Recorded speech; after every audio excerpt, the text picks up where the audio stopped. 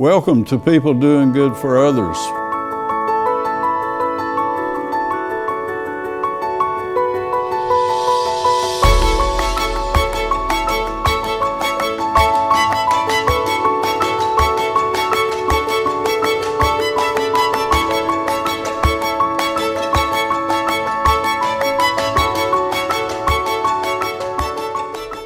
Welcome to People Doing Good for Others, where we honor, celebrate, and hold in the light those who truly make significant contributions in our communities.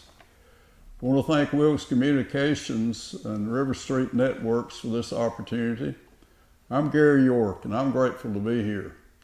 We're with the Krugers Brothers this morning in their studio south of Wilkesboro. Jens is here to my left, Joel Landsberg on the bass in the middle, and Uwe on the guitar, acoustic guitar. And we're going to start with the Krugers Brothers, as we know those who give us such beautiful gifts, the music of the universe, and this will be a wonderful experience. Thank you very much, and Krugers Brothers.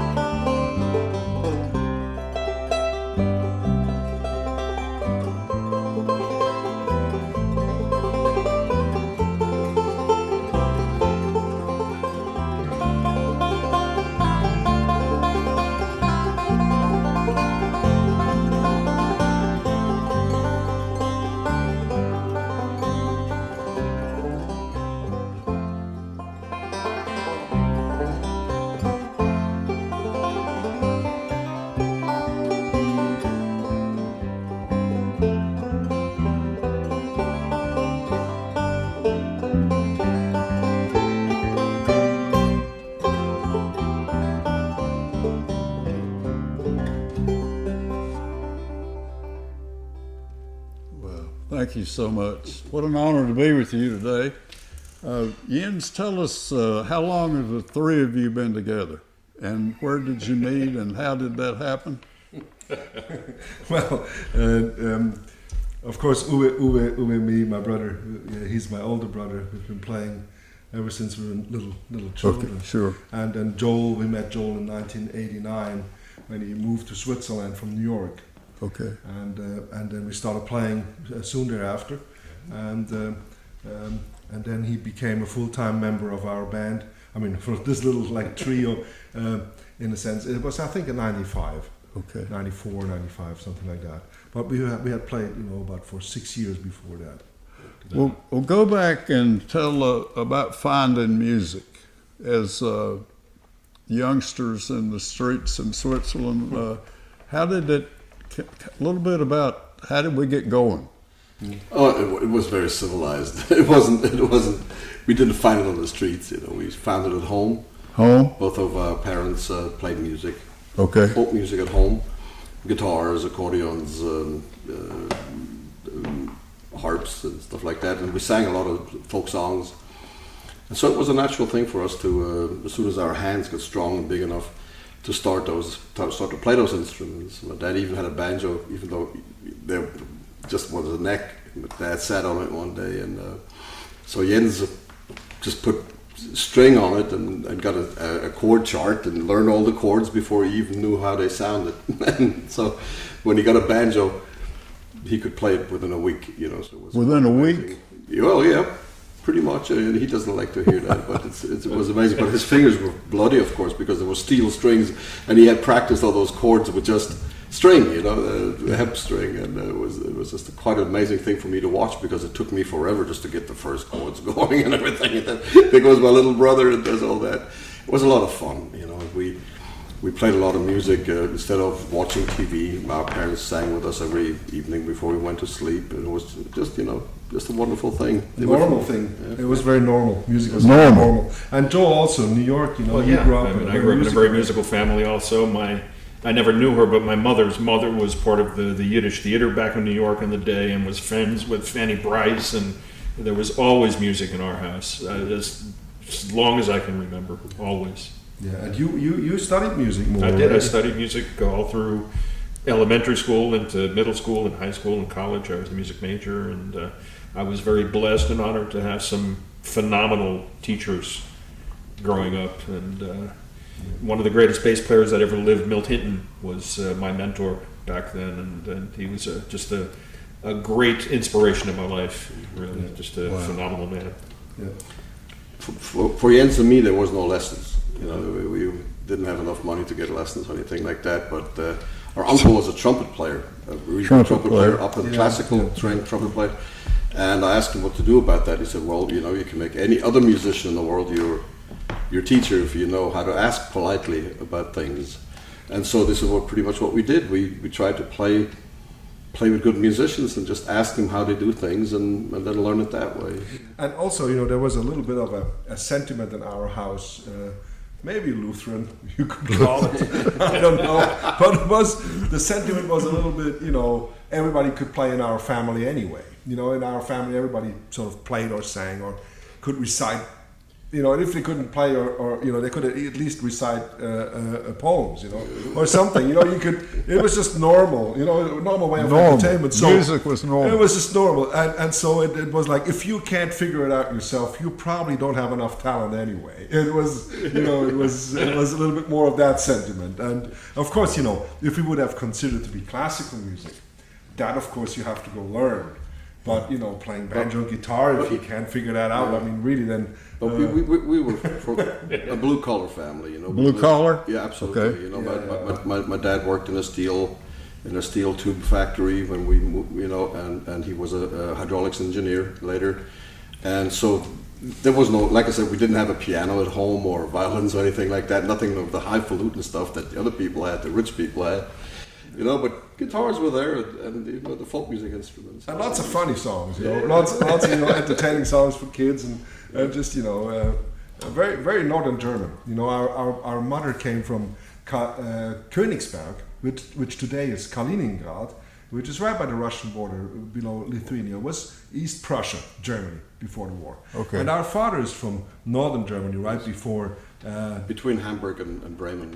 And You know, Hanover, so you know. Hanover, that area up there. So northern right Germany. next to the English Channel, you know. Yeah, it's pretty, you know, there's tough people, stout people. And funny enough, Mr. Martin, C.F. Martin, who came up with the Martin Guitar Company, he was from a place not far away from where we our Oh my parents were goodness. from.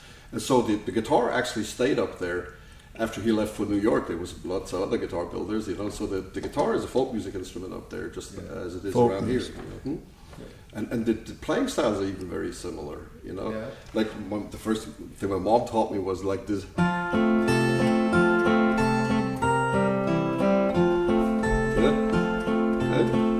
Very straight ahead.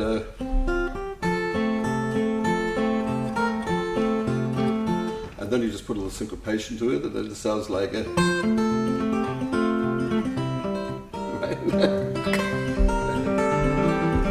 So it was American folk music was of course very, very prominent then. What fascinated us about American folk music was that it had all these different influences from cultures we have not encountered yet. You know, had not encountered it as children. So there was syncopation, there were blues notes, there was a swing in it that we didn't know in our folk music when we sang at home. And the songs, my dad made sure that I got a dictionary and translated all the folk songs. And those stories, of course, you know, we got Pete Seeger songbook, Yeah, sure. and I had to translate all those songs so I knew what I was singing about. And those stories were absolutely fabulous. You know, people like Jesse James or John Henry, and you know, that was a world that we just wanted to be part of. Yeah, and also, you know, and the banjo for me was, you know, personally, I wasn't a very good student in school. I have to admit that, and I have no trouble today with that. But I couldn't keep my head concentrated, you know, on school things. So I was always thinking about, you know, going to the forest, or, you know, and you know, just being out in nature and play banjo and ride the horses that we had and such and so on. So when I read the books of Samuel Clemens, you know, I was very fascinated about, you know, this free spirit of, you know, going down the Mississippi River. And of course, banjo is the soundtrack to this whole idea of Samuel Clemens for me. And I always thought when they play banjos, you know, it must be a very happy place. And also my school friends, you know, they would go to maybe guitar lessons after school, or piano lessons or violin lessons. And they would go from one school to another school. But I could go home and take my banjo and just go to the woods, you know, and be free. And just, so the banjo was part of a world that I thought I wanted to be in. And, you know, of course, later we discovered Lester Flattman Scruggs and all this. And we're talking about times when we were 9, 10, 11 years old, you know. So very, very small, we started listening to American folk music. When we talked earlier, I just could not pull together. You said that bluegrass is all over the world. You know, you could. Well, bluegrass, in a sense, it's part of American culture. You know, like big band music, Doris Day or Louis Armstrong. It's Chet Atkins, Dolly Parton, Johnny Cash. All these people are everywhere where American culture was spread. And of course, in Germany after the Second World War, there was lots of that around. You know. I had a tube radio in my closet, tiny little tube radio, and we used to listen to AFN, American Forces Network, at night, and they would play music for the soldiers that were in Germany. And there were a lot of people from the South, you know, people from North Carolina, from Tennessee, from Kentucky, you know how it is. And so they played a lot of bluegrass and country music there, and we listened to a lot of that, you know, just quietly. And nothing sounds better than a Bill Monroe tune over an old AM radio, I tell you that much. Play a little bit open G. When you're a kid, Swiss folk music sounds a little bit like this.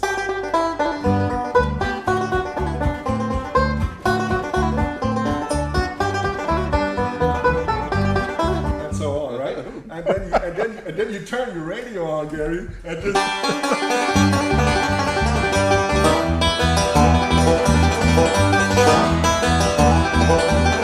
And this comes out, and you're like, "Whoa! I want to do this." But then of course, we also listen to lots of classical music, and we love classical music. And I remember when Prokofiev's, Peter and the Wolf, Oh yes. would be, and the French ones would come in. We would hide behind the sofa because we knew this was the Wolf. So, and we would. So classical music was always part of our household as well. Yeah. And so we always just played what we liked. We were never set on a style. We just at one point discovered Doc Watson, and we really liked his music because it reminded us of our home, of how he played with his son, and how they would all sing together in Doc Watson family. And it was very much, it was a similar sentiment. Sentiment. The sentiment was similar, yes. You have a delicate way, the three of you, of just barely touching. And I've been so impressed with, and it kind of in awe of how sacred, how you embrace the instrument and how you become, the three of you together. It's just, it's amazing. Oh, you're so kind. We're trying hard to play nice music. We always have. We're trying really hard, to put something nice into a room. Yeah. Because if you take away 3 minutes of somebody's life by entertaining them, right? Yeah. So it's a big opportunity. You could try to play something that is making them makes people feel better, or reflect on something that gives them more hope, or you could also do the opposite, And so you got to be very careful of how you use the time. Not your own time only, but also the people who are listening. It's a gift you're giving. Well, and it's a responsibility that we feel to make people feel good about themselves, and the music. And the music is what does that. It's the non-verbal way of imparting the feelings to the people. Yeah, trying to be good. To do something good. I mean, it's. We figured out once, that when we go and play, we used to go. There's a day, Gary, in Switzerland, 1st of May, where you go from house to house and you sing for people, right? It's May Day. It's the 1st of May. So you go from house to house. So we used to walk from farm to farm. I play harmonica. We would play guitar, and we would go. We were kids, like 9, 10 years old, and we would sing maybe Lili Marlene, the song, and people would give us an apple and some candy, and it was like a kind Halloween, and we realized that if Uwe would sing a song like Lili Marlene was so important during Second World War, that the farmers sometimes would tear up, because there's an importance to the song, and there's a respect you got to have to a song that touched so many people long before we were born. And so Uwe, we realized that there's something you can do in a situation that actually is good for the one who listens and good for us, because we feel like we've done something purposeful. And so also fun and laughter is purposeful, and just having a good time, and just acting rowdy is purposeful, but always in a sense of respect, always respect. in the right matter, right? Yeah. I think it's very important to us, Yeah. So music, you call it the universal language. Bring that to us, right, if you will. Well, I think that we have certain behavioral patterns, or things that we believe, or things that we learn from our surroundings, but we still share common feelings, Yep. Like fear, joy, just the fundamental feelings of being safe in a safe place, or being loved, or just saying we feel these things no matter what church we go to, what politics we believe in, what we share these common fundamental feelings, sentiments. Yeah, sentiments and feelings. And I think music speaks on a level that's beyond of what we believe. Beyond. Yeah. So there's a beautiful phenomenon with music, of course. It's also, as a musician, when you travel around, you're a guest 100% of the time wherever you are. You're a guest. As a guest. Yes. And as a guest, there's a certain set of behavioral patterns that are expected from you. If you're not going to teach your host, whoever it is, how they should conduct their lives, stuff like that. There's a gazillion things that come along with being a guest, and as a guest, it's always nice to be able to tell a story. And what music does is tell that story on a very deep and very understandable level wherever you go. And so this is one of the fun things as a musician to be able to hear other people's music and play your music for them, knowing that you're going to be understood, Yes. no matter what the heritage of everybody is and what color they are or whatever. We can give you an example. Uwe wrote a song called Caroline in the Fall. It's about his experience of experiencing, Wilkes Borough, MerleFest, and the people we met here. Many years ago, we came here 23 years ago, played MerleFest in '97. And then we wrote the song, but it speaks just this, because it's a feeling of belonging. It gives you a sense of you belong somewhere, or you have a sense of being accepted, right? Yeah. In the song. Yeah. I think this is so universal, a universal hope for everybody. Universal hope. Yeah, it's a universal hope for everybody. Everybody hopes that he finds that, right, in his life. Yeah. Finds it back maybe, or finds it fresh, new. And so the song speaks to people in Australia and in Canada, in Germany. It doesn't matter. The sentiment speaks to the people. They don't need to be from Wilkes County. They don't need to have the same experience. Yes. But Uwe describes this experience, and because of it, people can sort of experience this experience. And because they are now in this place where this experience is taken part of their life while they hear the song, after the song, they're fulfilled with a feeling they maybe have forgotten for a little while, right? Yeah. And that is a beautiful way of you going about the rest of your day. It changes you. It changes you because you have a reminder of something, right? And that's what, so let's play it for you. Let's see. Let's do that. Yeah. Is that okay? Yeah. Oh yeah. I have to take the other band because they're already tuned up. Quite early for me to sing this. It's okay. We'll take it. Yeah, that's all right. Yeah. All the places I have been to, all the things that I had seen, since I left my home to wander when I was just 15. Oh, the traveling was easy, still sometimes the road got rough. And by the time that I turned 35, I thought I'd seen enough. But for me to settle down a while was not what God had planned. So one more time I left my home with my suitcase in my hand. And the journey took me far and wide, across the deep blue sea. And now I know since I've been there where I was meant to be. And I've seen sunsets on the ocean, I've seen the desert bloom, drove the endless highways beneath the prairie moon. Yet the picture in my mind I see, think about it all, is the color of the leaves in Carolina in the fall.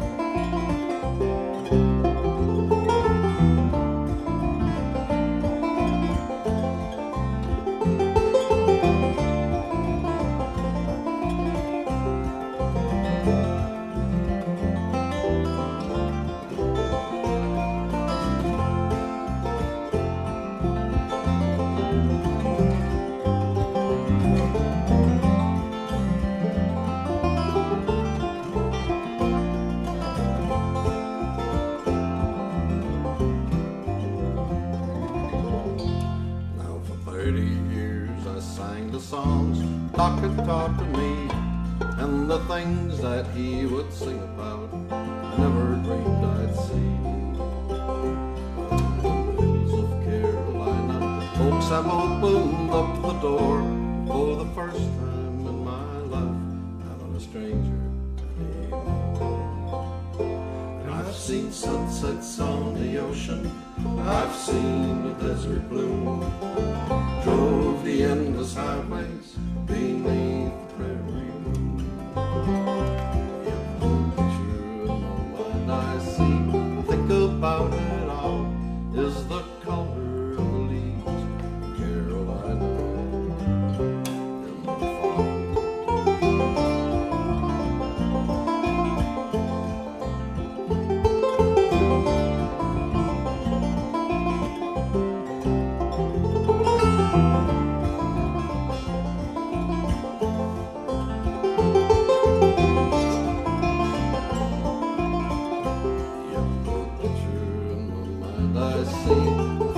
about it all is the color of the leaves, Carolina, in the fall.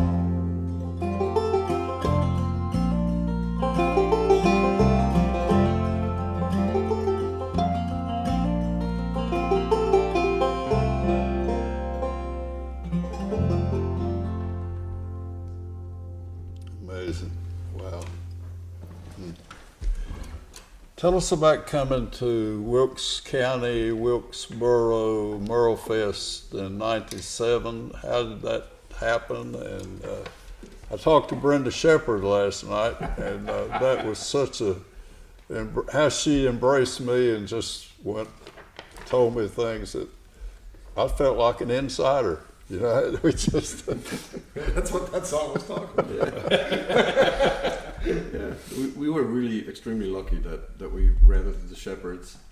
The first thing, they picked us up at the airport when we came. It was the first time for me in the United States, and so we got in the car, and there was Robert Shepherd and his best friend Maynard Holbrook, and you know we had taken our instruments out of our cases and just see if they made the flight all right, and tuned them up and started playing a little bit, and then Maynard starts singing, and Maynard has this incredible tenor voice. He really sounded amazing, and So the music brought you all together. it was just on the way from Charlotte over here, and then we met Brenda first thing, and we went down to the office at MerleFest, and we stayed at her house until the festival started, and we got hotel rooms up here at the Holiday Inn, and then we stayed there for 3 days for the festival, and then moved back to the Shepherds for another. And she told me about you called back and said, we want to come back home. Oh yeah. We felt so alone in that hotel. It was just like, no, let's go back to Brenda's. And Robert's basement was, your typical basement. Lots of preserves and his tools and the gun room and all the things that are so. And we sitting there in the middle of it all, playing music all night long and just having a good time. It was wonderful. It was really wonderful. Yeah. And of course, the Shepherd family was very well connected in Wilkes County. Yeah. Because of Green,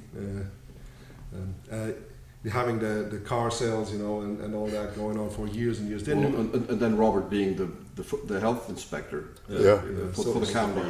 So it was amazing, the amount of people they knew, and then once we settled in their basement a little bit and started playing, and they invited all these people over, and in no time, our management at the time started then say, okay, let's make another tour in the fall, let's do another one in the springtime, and then MerleFest hired us again to come and play. We thought it was just a one-off. Oh yeah. We thought, why would they invite banjo, guitar, and bass coming from Switzerland to play at MerleFest?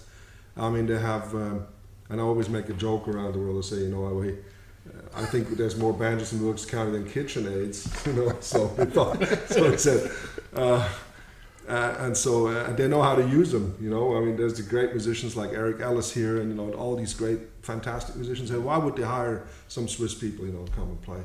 But we have a little bit of a different take, it seems, and it was appreciated. I think America appreciates a part originality. Yeah. And without us actually knowing, we didn't know that we had that, and we were very surprised how people welcomed us and our music and our take on the music, and so it just grew from there. And after about 5 years, we thought maybe it'd be better if we start thinking about becoming immigrants to this country. Yeah. And so we started the process, that took 1.5 years roughly, to find land and become immigrants, pack everything up in containers and move over here. Home. Make a new home, Yeah. move away like your ancestors have, or, Yeah. Or a lot of people that may be watching, yourself, came to this place out of various reasons. But for us, we're typical immigrants, just new ones. How did we meet Doc Watson? Backstage. Well, we met Doc Watson was our friend even long before we ever saw him. Long before you ever saw him. Yeah. After He didn't know about it. He didn't know about it, but see, the thing about it is that what I was so afraid of coming to America was that Doc Watson would be a phony. A lot of folk music in Europe, in Europe, is very idealistic. You know, people sing about things that are not the way they are. You know, and Doc Watson was singing about North Carolina and was singing about this place, and I was really longing to see it. And I was hoping it would be like what my dreams were. And when I came here, it was just like coming home, just like I said in my song. And Doc was exactly like he's on the record. There is no difference between him as a stage personality, and there was no to his abnormal demeanor when he's around people. And that was a most wonderful thing when we met Doc Watson. It was absolutely amazing to see that aspect. You know, the music always spoke for itself, and the music was true to the heart. And so, you know, North Carolina state motto is to be rather than to seem. And so Doc Watson was the embodiment of this. And to be in the footsteps of something, of somebody like that, of someone like that, we made a good decision. I think that, you know, Doc Watson was a very real person. Real. It was honest. You know, he wouldn't try to convince you of something he was not. You know, but on stage he tried to be the best version of himself. And I think that's what we appreciated so much about him. You know, everybody has its times where he's not so good, you know, or you know, when he can't, you know, keep it together the way he wants to be. But on stage, and his recordings and everything, you know, he was one of the finest ambassadors for the American idea. You know, for the idea of America. There's an idea about America that Doc Watson and his music spread more than almost any other artist for us. You know, and so there was a kindness, there was a family, there was acceptance of everybody. There was never diversity. There was never. It's just the idea of a country where you can come and you can make it your home, and it doesn't matter from where you are and who you are. And you know, as long as you're kind. Kind. Yes, as long as you're good-hearted. You know, that's. Express love. Yeah, just be good-hearted. Yeah. Be kind to each other. I mean, as long as you do that, you can do anything here. I think that's the idea. You know, and in the music, when you listen to this.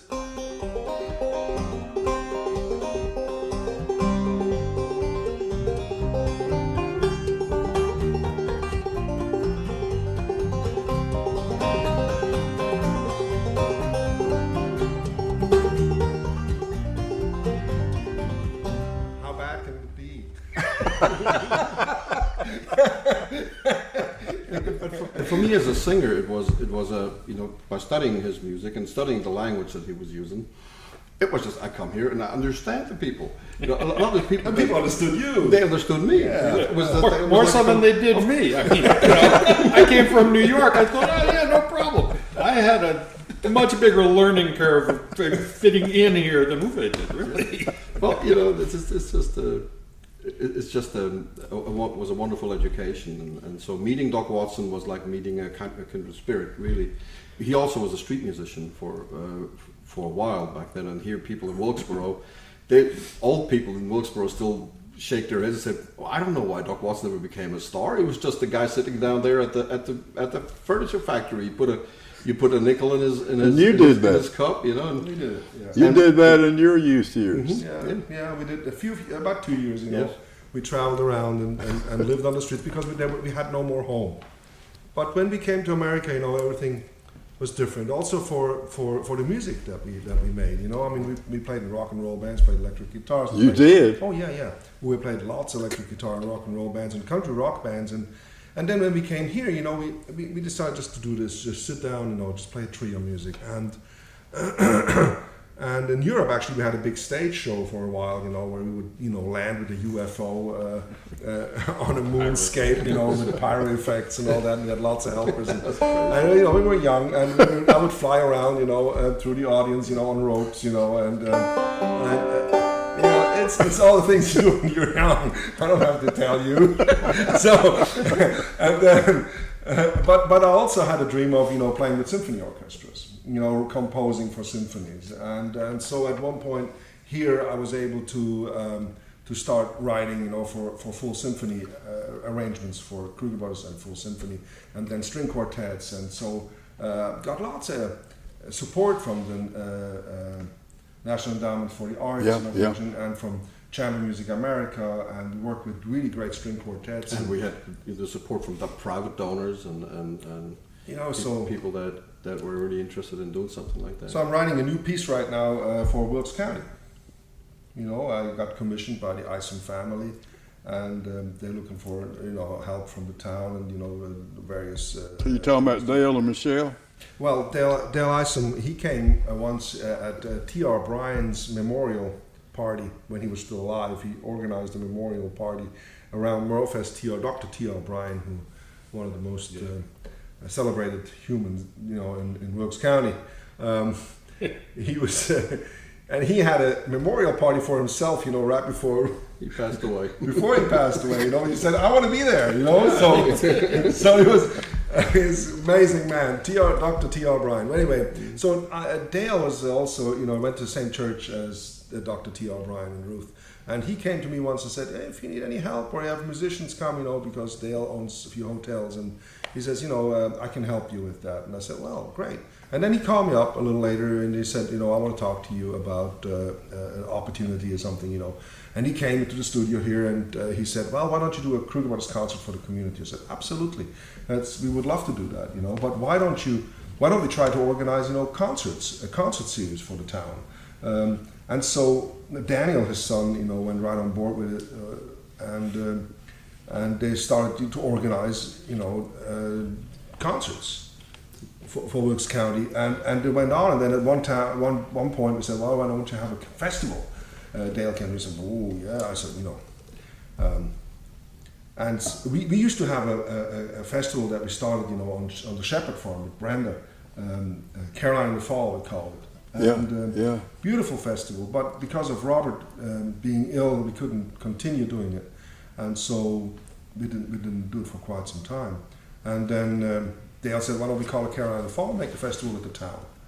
And so we started to organize the Carolina in the Fall Festival that we had here. And without Dale and his family, we could have never done it, And of course, we supported, with our time and efforts, and brought friends in. And now this year, of course, we can't do it, but hopefully we can get back at it. Yeah, I do too. Let's talk about communicating with the audience, the folks you talk about that came to want to be happy when they leave. Let's talk about this connection that you have with an audience, say thousands of people somewhere. How does that work? It's you never know what to expect, really. Every show is different because you never know what the people actually expect, and I guess that most of the time the people don't know what to expect either. And that's what I like about American audiences so much is their openness to what is coming at them. They're willing to go see something they have no idea what it's going to be, and give it a shot. And sometimes, of course, when we've been to a place a few times, then we have people that know what's coming, and then it's going to get much easier. But the initial first impression that you leave, the first things that we do, that is always such a magical moment when that happens, and I live for that. It really magical moment. Absolutely magical because it's you have a banjo and a guitar and a bass, and what you expect is this.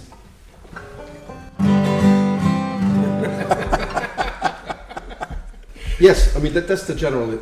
If you have an audience that just sees these instruments, this is what they expect, and then we play these wonderful something like maybe. That's not too much. Something.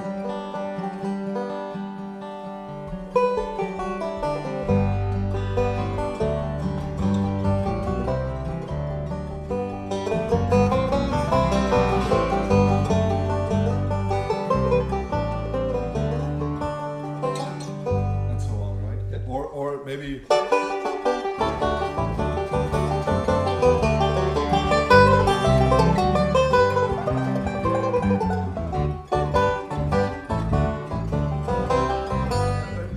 it's different. It's different. And you're like, whoa, I didn't expect that. And for us, this is really nice. And then Uwe has the songs. They are more easy, you know. They're very gentle on the ear. And then we have other things, you know, they're more challenging. But overall, it's fun, you know, just to be also a trio. And we started working with Jody Call. You know, on percussion. And he's helped me a lot.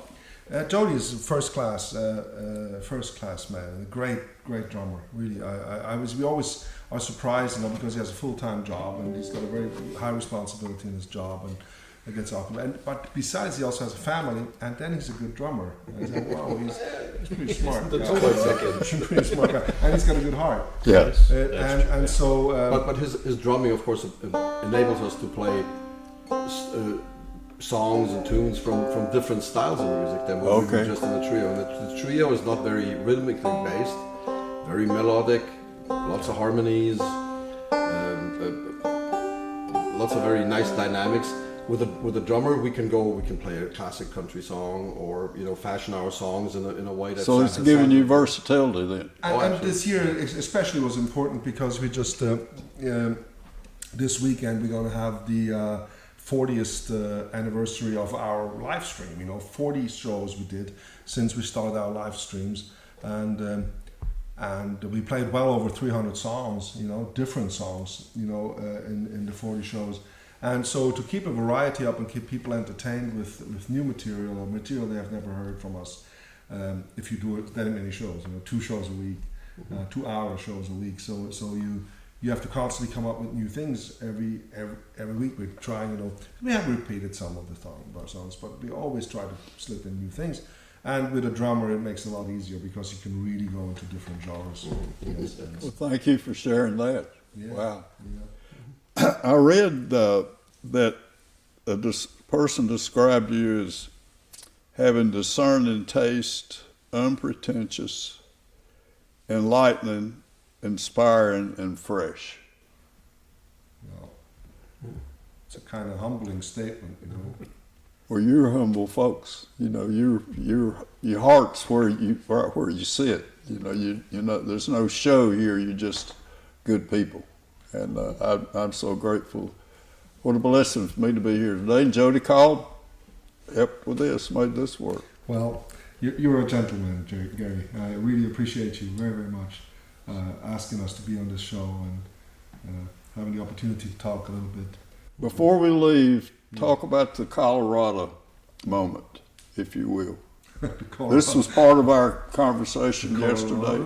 You remember that special moment? Yes, I've written a piece called "Beautiful Nothing," and you asked me if there was a special moment in my life with music, and I've written a piece a long time ago called "Beautiful Nothing," and there's a pause in that little piece. It's really nothing. It's not much. It's really. I wanted to write something that shows. That sort of encourages people to play music and see that they don't have to be virtuosos to play good music. You know, musical quality comes not from the amount of notes you play. It's like the one who speaks most doesn't maybe say the best things, you know, or the fastest speller doesn't maybe not win the Pulitzer, right? So I just wanted to make one point, you know, of just writing a piece that sort of shows that inner quality of music. But there's a pause in there. And the pause is nice because it just sort of stops. There's the anticipation, but it stops. And so we were at a festival in Colorado, in Palisade. And we played, and there were lots of people out on the lawn. And there was there were great bands, and we played our show. And then at one point we just played Beautiful Nothing. And then that little pause came. And in that moment, the entire audience, I mean, everybody was so quiet. It was so peaceful. It was, and all you could hear was the wind and the trees, and there were so many people. I mean, if nobody would have been there, it would not have been the same. But with all these people there, stopping in their tracks, just silence for 15 seconds maybe. It felt like 2 hours. You know, in that moment, you don't know. Time stood still. Time stood still, and everybody just sitting there. And it was like a blessing. And a blessing. It was just a blessing for everybody. a moment of actual deep peace and quiet, and for us the same as for the audience. And so I always like to say that the most beautiful moment we ever had on stage was when we didn't play. But we were the ones who led up to that point where Yeah. this could be felt, Yeah. right? But what was felt? In between the notes. Yes, what was felt, this impact was not us. We just led it to this point where people could feel what is there, and not us. It's not about us. Music is creating a space where people can feel themselves and know that they're alive and there's goodness, right? So they have to. So there's this moment that can happen through music, and we are very much aware of that. And in that moment, we were very much reassured of that truth. Yes. Of course, you know, we're just as guilty as anybody else for showing off some once in a while and being flashy and trying to impress people. But then there's always an element where we want to take our egos out of the music, like Jens just described, and because we feel it's an important part of music, you know, where it's not about me, where it's not about, you know, us, where we're not the peacocks on the stage, but we just become part of the world, of the universe, like you said before. Music as a universal language. Yes. Only works without the ego. You know? Yeah. Yes. Yeah. Very, very, very much. Very much. Before we finish, talk about, let's revisit MerleFest and the role that it plays in the international scene, or the impact. We know what it does here, but just talk about something we probably maybe don't know about MerleFest. I mean, it's unlike anything I know, but just you came here in '97 and you've been there 20 years, and it must have a soft place in your heart for starting with the Shepherds and living here. When you let the cows out in the spring the first time, you know, when you're on a farm and you let the cows out after they've been in the stables all winter because it was cold and it was snowy, they run around like crazy and they jump about and musicians are holed up for the most of the winter, you know, and they play little shows in clubs and maybe some concert halls, but especially January, February, and March, there's not much happening. But everybody's at home preparing for the new season, and that's MerleFest traditionally. It is that place when you let the cows out of the stables, and everybody's at their best behavior. Their programs are not worn out yet. Their new songs are fresh and they're new, and the audience is expecting something that they haven't heard before, and it's that excitement that is such a hallmark of MerleFest that Yes. I don't think any other festival has. Yes. Most other festivals, then the bigger festivals like Ray Fox or they're all over the country, they happen later in the year where everything is settled. Everything you have heard it and people have been there before. They've seen it, but MerleFest has this special thing. It's this and opening. This opening, you open that door, and Freshness, there's just that waterfall of music coming at you. But also, you know, that's very true. But also, it is for everybody who goes to MerleFest has a different soft spot for it, right? I mean, everybody has its own, you know, experience that he had his favorite bands he saw for the first time, or you know, even the children's tent. You know, just having with families can go there, or you know, it's just everybody has its favorite things, and but still, there's an underlying feeling of this is the home of the American folk music, right? So there's Home of it. the home of it. It's like the home. It's like the place you want to go. It's like a pilgrimage almost. Yeah. You know, people know that because it is because because they're Merle. You know, Merle, the son of Doc, the Watson family is sort of in there. You know, there's the sentiment. There's a very important place in the world where you're just gonna go visit and you're just gonna be part of this homecoming, what they call, you know. Yeah. So, you know, and well, it's like the Grand Ole Opry for country music. Yeah. This is for folk and roots music. Yeah. So people all over the world, they dream of one day coming to MerleFest. Doesn't matter who plays. Yeah. It's, you know, it's not very. When you go see Doc Watson, when you went to go see Doc Watson, I don't don't care what Doc Watson's gonna sing. I just want to see Doc Watson sing. I just want to be there. And it's the same with MerleFest. People come to MerleFest because they want to come to MerleFest because this feels like this is where it belongs. It's like the natural habitat. It's like they're I mean, there are people out there. They're jamming right at the entrance. They have the tents Yeah. where people sit and jam. They'll never ever see a single act. They just come there to be with their family that they haven't seen all winter. They just want to be there. They just want to be there. They just want to be there. So there's a magic about this. It's like Mecca, or the Vatican, for a Catholic, right? It's like a sacred place. Sacred place. It really is. It definitely is, yes.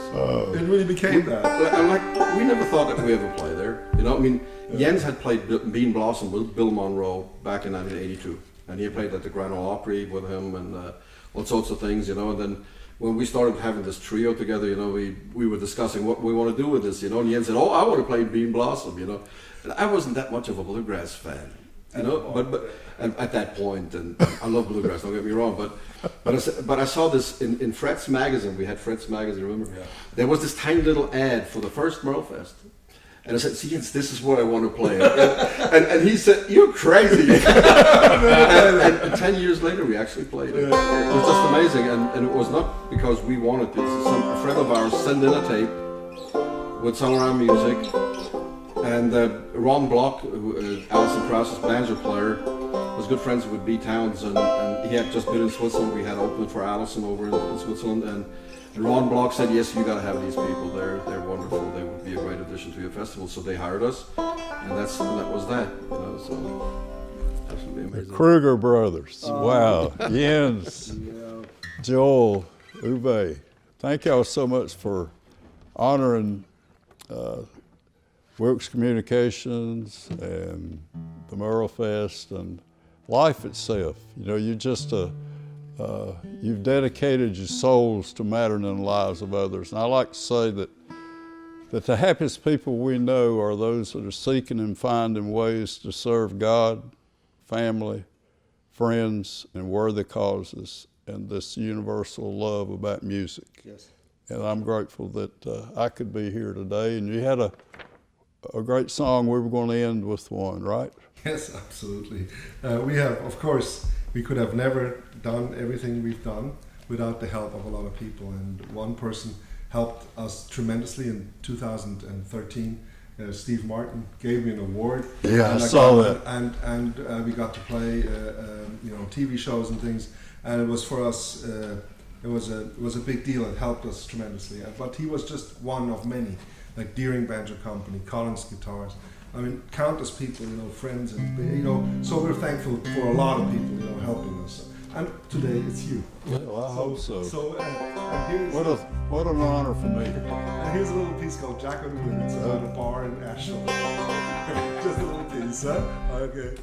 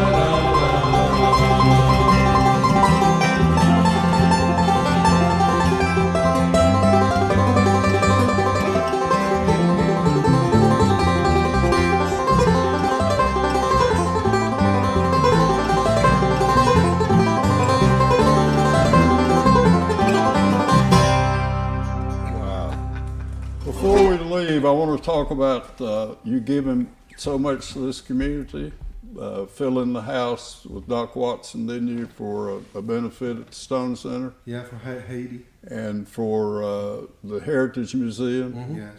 and for Joel with the Wilkes Rescue Squad. These are monumental things that show your soul and your heart to making a difference in the lives of others. We're trying. Thank you. This has been People Doing Good for Others, and an incredible, amazing moment in life for us. And I want to thank you for being with us, the Kruger Brothers, and all the many blessings that we've heard here today from Jens and from Joel and Uwe. Again, for Wilkes Communications, River Street Networks, we'll be forever blessed. And thank you, and promise to be with us for our next show. Thank you.